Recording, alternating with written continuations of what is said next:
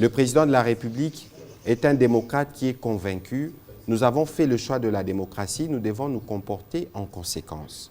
Et aujourd'hui, vous poserez peut-être la question au président de la CENI, à l'occasion de la présentation du calendrier électoral, il vous dira qu'il n'a reçu aucun dollar d'aucun partenaire. Sur un financement d'à peu près 600 millions de dollars à ce jour, on est autour de 400 ou 450 et d'ici la fin de l'année, cela sera soldé. Parce que nous croyons que nous allons organiser les élections, non pas parce que les autres vont nous obliger, non. Parce que nous sommes convaincus. Les élections, c'est la voie à partir de laquelle on renouvelle les dirigeants. Ceci dit, sûrement qu'il vous parlera de contraintes. Parce qu'aujourd'hui, je vous ai dit qu'il y a 387 000 Congolais qui sont en errance.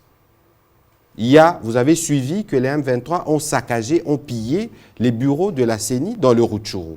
Ça veut dire qu'à un moment donné, parce qu'on va commencer l'enrôlement d'ici la fin de l'année, on doit être en mesure de faire le point du matériel électoral dans ces régions. Parce que pour boucler la liste des électeurs, il faut être sûr que les Congolais de partout ont été enrôlés.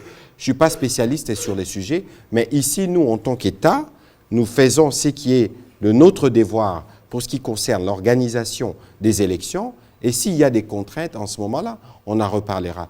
Aujourd'hui, le président de la République a lancé l'appel à la mobilisation générale.